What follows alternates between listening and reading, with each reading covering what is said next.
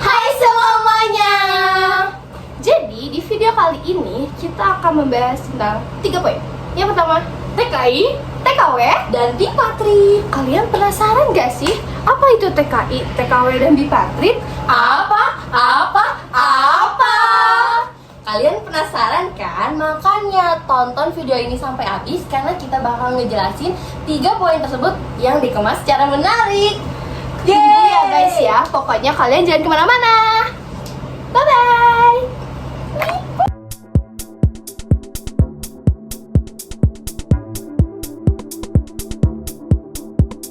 TKI adalah singkatan dari Tenaga Kerja Indonesia yang berarti tenaga kerja Indonesia yang bekerja di luar negeri.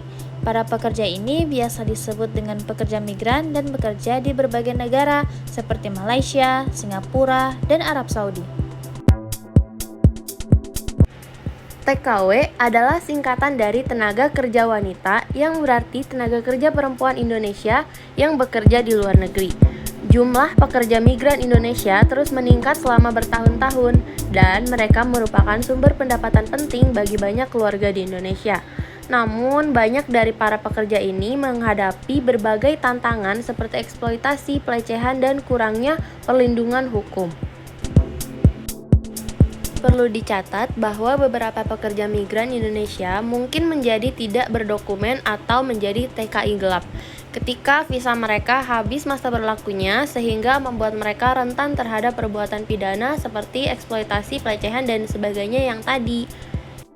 Pemerintah Indonesia telah berupaya meningkatkan perlindungan dan kesejahteraan pekerja migran dengan menandatangani perjanjian bilateral dengan negara lain dan menyediakan berbagai layanan seperti pelatihan prakeberangkatan dan bantuan hukum. Bipatrit mengacu pada status memiliki kewarganegaraan ganda, artinya menjadi warga negara dua negara sekaligus. Hal ini dapat terjadi apabila seseorang dilahirkan di negara yang menganut asas ius soli atau hak atas tanah, sedangkan orang tuanya adalah warga negara dari negara yang menganut asas ius sanguinis atau hak atas darah. Bipatrit juga bisa terjadi karena adanya kesetaraan dalam peraturan kewarganegaraan.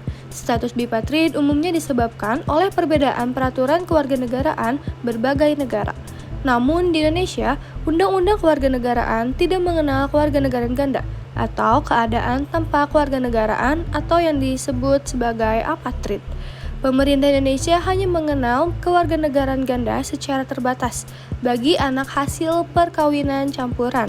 Dan kewarganegaraan ini hanya dapat dimiliki ketika anak tersebut berusia di bawah 18 tahun. Setelah anak mencapai usia 18 tahun, mereka harus memilih atau menentukan salah satu kewarganegaraannya.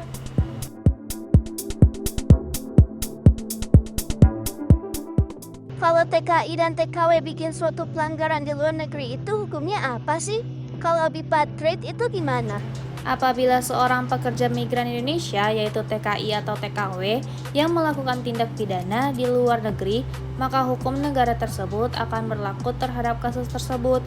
Hal ini didasarkan pada prinsip teritorial yang dianut oleh seluruh negara di dunia.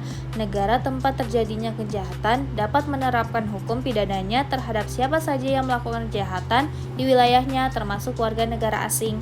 Pada isu yang diangkat ini, topik kewarganegaraan ganda, kami ambil dari perspektif hukum Indonesia itu tidak boleh.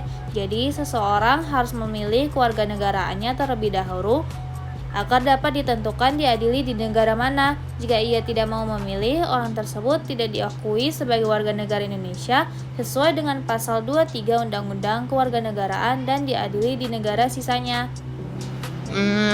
TKW dan TKI itu kan rentan mendapat perlakuan tidak baik. Nah, mereka punya gak sih perlindungan hukumnya? Itu apa? Baik, untuk perlindungan hukum TKI di luar negeri, itu pemerintah Indonesia memiliki tanggung jawab untuk melindungi TKI dalam mewujudkan terjaminnya pemenuhan hak-hak sesuai dengan peraturan perundang-undangan, baik sebelum, selama, maupun sesudah bekerja. Dan untuk perlindungan hukum TKI, TKW, ataupun yang ilegal, Meskipun mereka ilegal, mereka tetap berstatus sebagai warga negara Indonesia loh. Maka dari itu, dalam pasal 28D ayat 1 Undang-Undang 1945 dijelaskan bahwa setiap orang berhak atas pengakuan, jaminan, perlindungan, dan kepastian hukum yang adil dari negara. Dan untuk hukum internasional yang mengatur dalam konteks perlindungan hukum tenaga kerja, terutama dalam hubungan kerja antar negara, hukum internasional juga dapat menjadi acuan. Misalnya, Konvensi Warga Negara Indonesia pada tahun 1961 tentang hubungan diplomatik yang mengatur hak dan kewajiban negara-negara dalam menjalankan hubungan diplomatik. Terakhir, bantuan hukum bila seseorang dengan kewarganegaraan ganda, TKI maupun TKW membutuhkannya adalah pemerintah Indonesia dapat memberikan bantuan kemanusiaan kepada mereka yang sedang menjalani proses peradilan di negara setempat dikarenakan adanya tuduhan telah melakukan tindak pidana.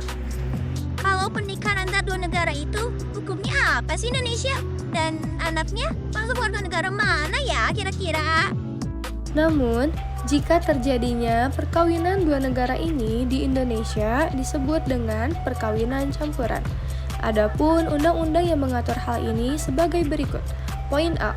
Pasal 57 Undang-Undang Nomor 1 Tahun 1974 menyatakan yang dimaksud dengan perkawinan campuran dalam undang-undang ini ialah perkawinan antara dua orang yang di Indonesia tunduk pada hukum yang berlainan karena perbedaan kewarganegaraan dan salah satu pihak kewarganegaraan Indonesia.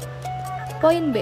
Pasal 60 Undang-Undang Nomor 1 Tahun 1974 menyatakan perkawinan campuran tidak dapat dilangsungkan sebelum terbukti bahwa syarat-syarat perkawinan yang ditentukan oleh hukum yang berlaku bagi pihak masing-masing telah dipenuhi. Sehubungan dengan adanya perkawinan campur ini dapat dihasilkan seorang anak yang memiliki kewarganegaraan ganda. Hal ini telah diatur dalam Undang-Undang Nomor 12 Tahun 2006. Jika seorang anak telah genap 18 tahun atau sudah kawin, harus menyatakan memilih salah satu kewarganegaraannya.